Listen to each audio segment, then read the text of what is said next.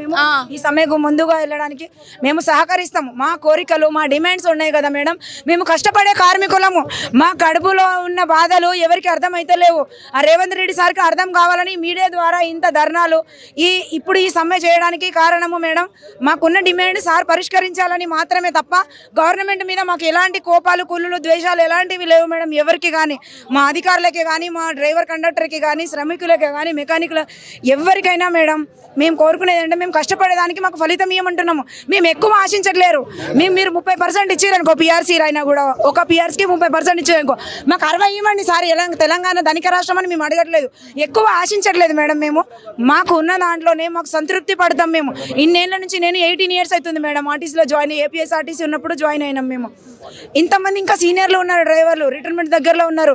మాకేమంటారు అన్న రిటైర్మెంట్ అయినప్పుడు పెన్షన్ లేదు మేడం. మళ్ళీ వాళ్ళు ఎట్లా బతుకుతారు? అందరికీ ఉంటారు మేడం, మీరు కూడా ఆలోచించండి. కొడుకులు ఉంటారు, బిడ్డలు ఉంటారు, తర్వాత చూస్తారు చూడరు అనేది గ్యారంటీ లేదు. అప్పుడు వాళ్ళకి ఉన్నాయి మేడం. ఒక 40 ఏళ్ళ కింద ఉన్న వాళ్ళకి పెన్షన్ ఉంది, హయ్యర్ పెన్షన్. మాకు లేదు కదా మేడం. మాకు హయ్యర్ పెన్షన్ కూడా ఇస్తే కొంచెం ఎక్కువ ఇచ్చేటట్టు కూడా గవర్నమెంట్లో విలీనం చేస్తే దాంతో మేము బ్రతుకుతాం కదా మేడం జీవితం ఉన్నంత వరకు. అట్లా అని మేము ఆశపడుతున్నాం అంతే తప్ప మేము ఎక్కువ కోరికలు మీరు ఒక మహిళగా చెప్పండి, ఎప్పుడు మనకంటే నెలకు నెలసరి అవుతూనే ఉంటుంది. అలాంటి టైంలో మీరు చాలా వరకు స్ట్రెయిన్ అవుతూనే ఉంటారు, ప్రజలు అవుతూనే ఉంటాం మేడం. మేము మంచిగా ఉన్నప్పుడు పొద్దున మేడం మీరు తప్పుగా అనుకోకండి, పొద్దున లేచి ఇంట్లో పని చేసుకోవాలి, మళ్ళీ డ్యూటీకి ఉరికి రావాలి, హడావిడిగా తినకుండా డ్యూటీలు చేసుకోవాలి. మేము ఎక్కడ లేట్ అయితే డ్యూటీలు చేయమని ఒక బాధ. ఒక లైన్ మీద పోయినప్పుడు కూడా తింటుంటే కూడా ప్యాసింజర్స్ ఎక్కుతారు, వెనకాల కూర్చుంటారు, ముందు కూర్చుంటారు. మేడం పోతుందా అంటారు. మాకేంటంటే ఇప్పుడు డిపోలోకి ఎలక్షన్ అడుగుతారు, ఫ్రీ పెట్టినా కూడా అరే పోదాంలే అన్న మనం తర్వాత తిందాం అని మన కడుపు పేగులు చంపుకొని కూడా నీళ్లు తాగుకుంటా కూడా మేము బుక్క నీళ్లు తాగుకుంటా ఎండాకాలం అనక వానకాలం అనక చలికాలం అనకుండా మేము అన్ని బాధలు పడుకుంటూ అన్ని దినాలలో వస్తున్నాం మేడం. మేము ఇంత దూరం కష్టపడుతాం. ఒక్కొక్క డ్రైవర్ నల్గొండ నుంచి, చౌటుపల్లి నుంచి, నార్కట్పల్లి నుంచి, ఇక్కడ మన శ్రీశైలం రోడ్ నుంచి ఎంతో దూరం నుంచి టైంకి సమయపాలనకి రావాలి. ఆయన రాలేదనుకో మళ్ళీ మధ్యాహ్నం డ్యూటీలు ఇస్తారు, చేసుకోవాలి, కష్టపడాలి, అంత దూరం వెళ్ళాలి. ఇంత కష్టపడుతున్నాం కదా మేడం మేము. ఆ డ్రైవర్ అన్న కూడా ఎంత స్టీరింగ్ మీద కూర్చుంటే బ్యాక్ పెయిన్స్ మేడం. వాళ్ళకి ఆపరేషన్స్ అయిన డ్రైవర్లు ఉన్నారు, వాళ్ళకి సిక్ అవుతున్నారు, వాళ్ళు హాస్పిటల్ అడ్మిట్ అవుతున్నారు.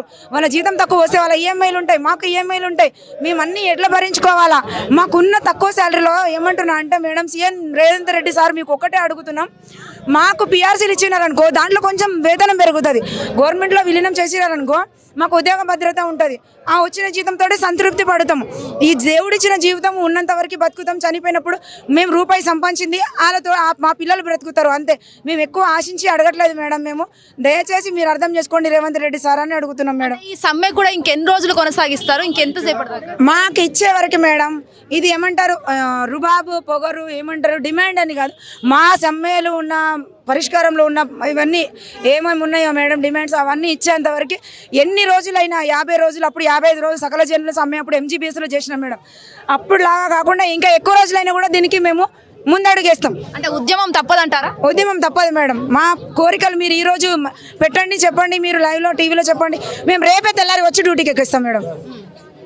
మా కోరికలు నెరవేర్చండి సార్, అందుకొకటే మేము కోరుకునేది.